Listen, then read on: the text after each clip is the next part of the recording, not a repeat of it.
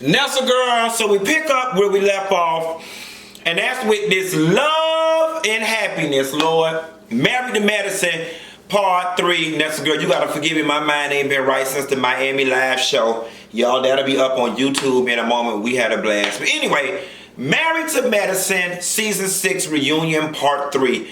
Picks up with Quan and Greg having a conversation that we were all anticipating watching during this reunion. And, you know, for me, the biggest takeaway was she really did love him. You know, my mama always said anything you fucking feed, you'll grow to love. Nevertheless, there were some things that we gotta talk about that came out within Quan and Greg's conversation. The first thing for me was the abuse. Now, did y'all get the impression that it was abuse, or like just kind of what be going on in situations sometimes? And here's, as I'm starting to think through this out loud, the fact that I even said, and some of you might understand, what goes on in relationships sometimes shows how some of us have normalized behaviors that are problematic. I know many couples that have gotten into a pushing and restraint situation. I know many couples where, you know, the man has gotten a little buck or gotten up in their face, and the woman's go-to thing is go get a knife. Unfortunately, at 35 years old, I have both experienced it and know a lot of people who kind of handle conflict sometimes like that in their marriage. And unfortunately, and this is what's sad, for some of us that's sometimes normal, and that's sad as fuck. So, you know, the point that I'm making is, I guess there's gradients of abuse. Some people might deem what they were going through as an abusive relationship, and it's sad, but I'm just like, oh, you know, they were just going through the little normal stuff that people go through, which that should never be normal. Nevertheless, it happened, and it's sad. That was shocking. But here was the most perplexing thing for me when it came to Greg and Quan's relationship. The fact that they hadn't had sex in 3 years. I'm finna tell y'all some of my personal business, but I touch myself, if not every day, every other day. Okay? Which illustrates how much my body, my mind, has a need for sexual gratification. The fact that y'all hadn't had sex in 3 years, that's very telling. Like, I just don't understand how you come home to somebody every night and every day, or you sleep in the bed with them and y'all haven't had sex in 3 years. You know, I'm not blaming the woman by any means necessary, but best believe, Quan, you might not have had sex in 3 years, but your husband did. A man is not going 3 years without sticking his dick in something. And that go for straight, gay, and saved. Okay? So, I mean, honestly and truthfully, Quan, after 9 months, after 6 months, you had to know the nigga was cheating. The question is, did you really even care? Because I refuse to believe when you went to Tennessee State University and got your degree in whatever it is you got it in, that you didn't believe after 3 years your husband wasn't, after 12 months, your husband wasn't fucking somebody else if he wasn't fucking you. I mean, girl, I know you gullible, but you ain't that damn gullible. Is it me? Or does Greg seem to be an asshole? Like, my issue with Greg, even when they were on the show going through the marital focus group and all of that, he's very childish in the sense that it's always, yeah, I'm sorry for this, but Da, da, da, da, da, da, da. And people don't understand that, but completely undermines and negates an apology. And I just don't understand that as the man, why couldn't he, in some of the conversation, just let her win? In this particular conversation where she's upset and she's crying, just let her win. You win the next one.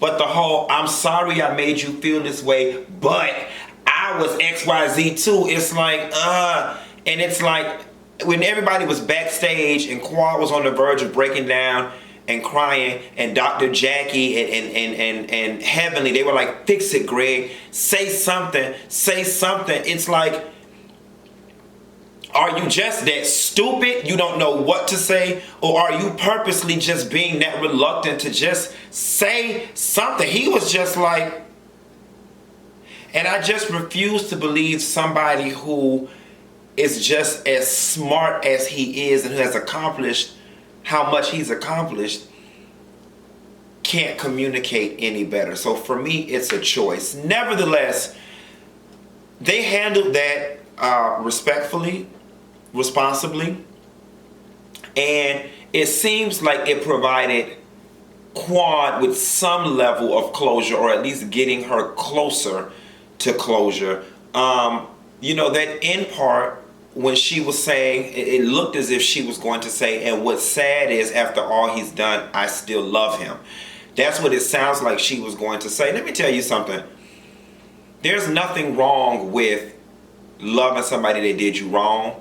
There's nothing wrong with getting a divorce with somebody and still loving them. There's nothing wrong with being mad with somebody and still loving them. The two can exist in the same place. And Quan and anybody else going through a divorce needs to know that it's all right for your husband to have been an asshole or a dick to you per your acknowledgement, and you still love him. It's perfectly okay and it's normal. And sincerely, I hope Greg and Quad could grow to a space where they could be friends. Now, in terms of the terms of their divorce, you know what I'm saying? I don't know the ins and outs. I know the internet said he was asking for spousal support or something like that. And I know Quad helped him build his practice, so I think she might be trying to get a percentage of his practices in perpetuity or something like that. Here's the thing, you know, both of y'all just cut your losses, split everything down the middle. Don't stay wrapped up with a bitch in court too long, and keep it pushing. You know, she could argue that I helped him build that practice, and he could argue your ass wouldn't have been on Married to Medicine had you not been married to me, so it's a wash. Both of y'all cut y'all losses and keep it pushing.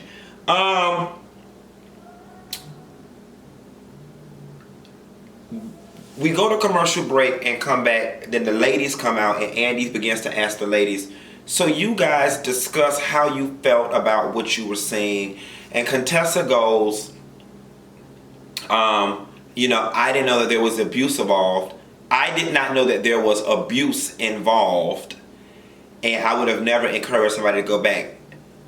Is it me, or did Mariah... Why was Mariah so hell-bent on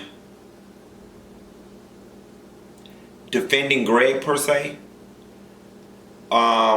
She looked like she was reluctant to have any sympathy for Quad in the situation. I mean, maybe she knows something we don't know. Maybe she knows that Quad was riding there beating the shit out of Greg, so she not buying the sympathy story. I don't know.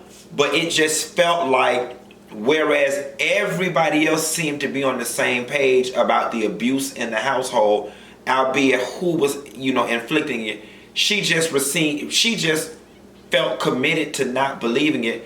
And even Andy had to say, well, they clearly admitted to them both being physical, and she still was like, what do y'all think that was about? Drop that in the comments and let's discuss that. I think we, the viewing public, me as somebody who knows Quad personally, and the ladies on Married to Medicine really did not have an idea of how much unhappiness was going on in that house. I mean, I've been knowing Quad for a very long time, and granted, when you go out to dinner with somebody not gonna be like, girl, my marriage on the fritz. You know what I'm saying? That's not what I think me or anybody else was expecting. But I will say that, you know, I had no idea that things were the way they were for as long as they were. You know, I had bits and pieces and clues and breadcrumbs, but and you know, even with me knowing Quan the way I do, she's very guarded when it comes to her personal business. Trust and believe, I think there's still probably a whole lot more unsaid, because that's just what she picked and chose to give us. But that was just odd, and I really felt bad. Moving right along, you know, for some reason Curtis always find a way to piss me off. You know, they went on to Jackie and Curtis was talking about, Jackie was talking about how she has trust issues. So she say, how was your day? And when Curtis says, she's like, oh, that's a lie. See, there was the lie right there. What was that? Pause. And when Andy asked Curtis about it, you know, he was like, you know, obviously I don't like it because we're in a good place, yada, yada, yada. And in my mind, I'm like, you know what, Curtis? I think the more appropriate answer was you not being honest and you being like, but I understand that I put this in a situation and I'm just going to have to work with my wife through this. Yeah, I don't like it, but I understand it. Like, put a little more fluff on it. Like, Curtis, you always struck me from the moment you had the affair that you just wanted Jackie to get over it in 30 seconds and that it was just all was supposed to be forgiven. And yeah. I did that. I know, but let's just move on. That's in the past. We're in a good place like that. Nah, it don't work. Like, no, your ass gonna catch hell for a couple years. Like, yeah, we in a good space, but every now and again when I get mad or just when I feel like, or when I spray on a perfume that remind me of what the fuck you did, you gonna catch a little hell about it. You did that woman wrong for no damn reason of her own, and you need to reap the consequences until whatever she ready to make it go away. You know, I found it interesting about the employment situation. Now, they say Dr. Heavenly don't got down to her little after show. I ain't never seen one of Dr. Heavenly after show things. But I'm finding out that it's a little tense between Heavenly and Simone right now, because Heavenly done got all to the after show thing talking about how Cecil ain't got no job and how Cecil won't get no job, and that's Simone's real issue, that Cecil ain't working. I mean, quiet as it's kept, I think anybody would be slightly perturbed by somebody who's not working. You know, granted, Simone and Cecil strike me as the type that got money saved and that he ain't got to run out and take whatever damn job is thrown his way. But the people say it looked like Cecil ain't really even trying to work. You know what I'm saying? And I think that's a source of frustration for Simone, especially being as well educated and as highly paid as she is. I don't think no woman want to sit around and feeling like, despite the fact that we got savings, this nigga ain't doing nothing. So Cecil, we gonna need you to get up, get out, and get something. Don't waste all your time trying to get high. You need to get up, get out, and do something, because you and I got to do for you and I. Either that or shit, make Tammy ass give it to you. Tammy ugly, so I know she got plenty money, because she don't go out on dates. She don't look like she get her hair done. She don't dress like nothing. She probably drive a pickup truck. Tammy give me an old F-150, 2001 F-150 construction. She quiet as it's kept. I wouldn't be surprised if Tammy was in plumbing or construction management. I don't think Simone would mind if you was kikiing and going to dinner with Tammy, if Tammy ass was cutting the check. Shit, we could share the man if you willing to share the bills. Ain't that right, Simone? Yes. Tammy, give Cecil some money, and then Simone to be quiet, girl. You'll have your man, and she'll have her paycheck. Moving right along. Aiden potentially wanting to move. Like Mariah revealed that, yeah, you know, the issue with Aiden's job situation, he took the 1-year contract, but in order for his career to flourish, perhaps in the direction that he wants it to flourish in, he may have to relocate somewhere else. And Mariah is opposed to relocating because she likes the life that she's built for herself in Atlanta. Not to mention, I mean, the show, which for all intents and purposes is her baby and that she helped bring to life, it's in Atlanta. Now, I'm willing to bet, let's just say Married to Medicine disappeared from TV today or tomorrow, that Mariah may be a bit more open to relocating and starting a life somewhere else. But I'm with Mariah on this. Now ain't the time for us to be leaving Atlanta. We're doing well. We got this going on. And there's so many doggone hospitals. I mean, Eugene can't hire you, but I think him and Eugene and Heavenly's husband are both like directors and managers. So maybe you can't have two at the same hospital. I don't know. I also found it interesting, and I would like to see the Married to Medicine cameras cover this more often. I would like to see holidays in Mariah and Aiden's house. I really would. I would like to see Aiden's Bangladeshi family come hang out with Mariah and her family and Miss Lucy them and see how that really goes down and see the parents talk. And I really would like to see all of that. That would be very interesting to me. Toya and Contessa. I was going to talk about Toya crying because she was on birth control, but we get it. Okay. Toya and Contessa. Y'all, what is the root of Toya and Contessa problem? I mean, and it could be as simple as we just fundamentally don't like each other. But I'm not understanding the source of it. So somebody gonna have to drop down in the comments. And it's bigger than a party. It's bigger than you made this comment about this. It's bigger than, and Toya, what I don't like about Toya selectively picks and chooses when she wants to be mature. You cannot tell me a 40-year-old woman does not understand how when Toya took that phone at the party, what she did and said to Contessa in front of all of those people was rude, immature, and childish. You cannot tell me Toya does not fully understand where my core people at. My this one, my that one, my Mariah, my Quad, all while Contessa's husband is standing there. You cannot tell me that that was not intentional, it was not on purpose, and that Toya didn't know what she was doing. And lastly, Toya, I'm not understanding how you blamed that entire debacle at that party with you being rude to Contessa on that phone on Heavenly being messy. Heavenly had nothing to do with your tone, your delivery, or how you tried to upstage Contessa in front of all them people at the thing. Heavenly, let's just say for all intents and purposes, Heavenly was being messy, which she wasn't when she gave you the phone. All you had to do was hang up. I would have rather you hung up in Contessa's face than to be rude. Or to be like, you know what, girl, we'll talk about it later. Sorry you couldn't be here. Thank you. But you chose to, yeah, okay, it's fine. Just take care of your sick daddy because the last time you was talking, that was not to be done in front of all those people. And Toya, you cannot tell me that you don't get that. You pick and choose that. Toya, there was something off with you and Simone this year. And I'm going to tell you, whatever it was that was going on over there with Simone on that sofa, and it's starting to feel like a line has been drawn in the sand, and it's this group versus this group, and I don't like it. I don't like it. Y'all show ain't been like that typically, and creating that type of division and divisiveness is only going to serve to y'all's detriment. Because then y'all gonna get on that housewife shit where this person don't want to film with this person. And then it's just gonna be a constant cycle of recycled, tired ass drama. And y'all ass might not get as far many seasons as Housewives did. Because not only are we tired of them, we're tired of that. So y'all need to fix that shit ASAP. And last but not least, Scott, I got an issue with you. Scott, I think sometimes you act like a messy faggot to be a man, to be quite honest. The men told you once before on the trip, don't get involved in the women's stuff.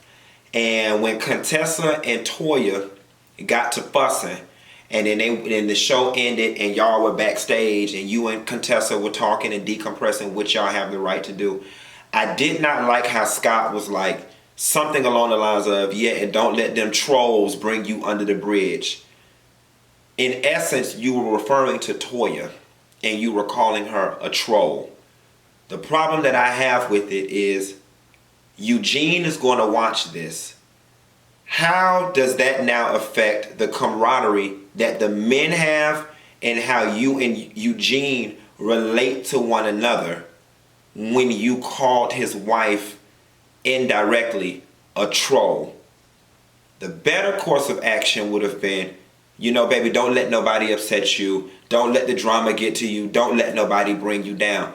But for her to have just gotten out of an argument with Toya was basically the only one she really argued with. And for you to throw that troll comment out, you were obviously talking about Toya. I don't think that's cool, Scott. I just don't. And get that shit together pronto, boss man. Nevertheless, that was Married to Medicine Part 3, y'all. I don't know what them hoes gonna do next season. We'll figure it out. They are carrying the girls over there to LA. Over there. We're gonna see what Miss LA gives. But let me get ready to get off this line. I got a meeting later on today at Houston's, bitch. You know I love me some Houston's. And I'll call you later, Nessa girl. Bang! Oh, Dallas and Houston. Don't forget the Queen's Court is coming to both Dallas and Houston in February. Child, we had one on the 11th and another on the 18th. I think we in Dallas first on the 11th and Houston on the 18th. Dallas is me, T.S. Madison, and Miss Sophia. Houston, it's me, Tim Bay, and T.S. Madison. Y'all go to eventbrite.com, punch in Queen Supreme Court, get your tickets. And we'll call you later, Nessa girl. Bang!